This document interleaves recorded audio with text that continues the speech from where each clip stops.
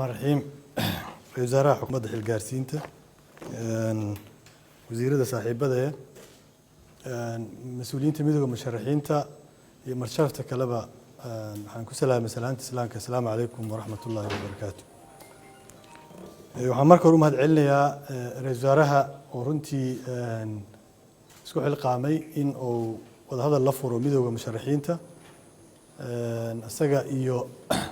مدحينها هيرشابيل iyo gudoomiyaha gobolka Banaadir iyo bilawgii uu nala joogay madaxweynaha galmudug intaba runtii shirkii ambaqaadka shirkii 25kii bishan February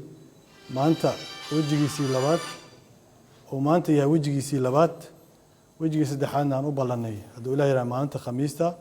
inaan inta dhimanna aan dhameystirno dabcan wada hadal maalin iyo laba maalin kuma dhamaadaan laakiin laba dhinacba waxay muujiyeen runtii dulqaad iyo in la wada shaqeeyo si xasiloonida iyo nabadda dalkan iyo doorasho la isku raacsan yahay oo la iska raali yahay ay ku dhici lahayd inay ka wada shaqeeyaan qodobadan isku raacnay wasiir Xunduriya sheegay waxa ugu horeeya in dawladda xukuumadda oo ra'iisul wasaaraha hogaamiyo Roble xilgaarsiinta ka wada shaqeyno mudaharaadka oo dhici doona maalinta Sabtiga bishu ay tahay 6 Febraayo codsigeennii ahaa inuu ka dhaco daljirka dahsoon oo soo jeediyay midowga musharaxiinta markii horeba xukuumadda inay nagala shaqeyso ama ay midowga kala shaqeyso amniga mas'uuliyadeedana ay qaadato taas waan ku heshiiyay dabcan mudaharaadka waa mucaarad midowga musharaxiinta waa mucaarad mudaharaadka ayaga qaban qaabsanaya dad badan arintaas qalad u fahmay xukuumadda mas'uuliyadeeda bay qaadanaysaa oo dhinaca amniga ah talabaad waxa la magacaabay guddigii baaritaanka dhacdadii 19kii oo laba dhinac oo saddex dhinaca golaha midowga musharaxiinta iyo saddex dhinaca xukuumadda ka socda oo dad runtii aan isleenahay kulligoodba dad khibrad u leh arrimaha amniga waaye oo saraakiil sarsare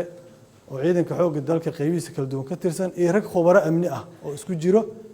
inay keenaan natiijadii wixii dhacay 19kii Febraayo ayadana waa lagu heshiiyey shirka soo socdana inaan maalinta Khamiista isugu imaanaysa u dhameystirno howlaha inteeda dhiman ayadana waa ka heshiinay waxaan ugu baaqaynaa marka shacabka Soomaaliyeed meel kasta ay joogaan iyo xoogga siyaasadeed halkan ka maqanba in arintaas nala qaato nala soo dhaweeyo si aan ugu dhawaano geedi socodkii aan ugu soo jirnay qabashada doorasho loo dhan yahay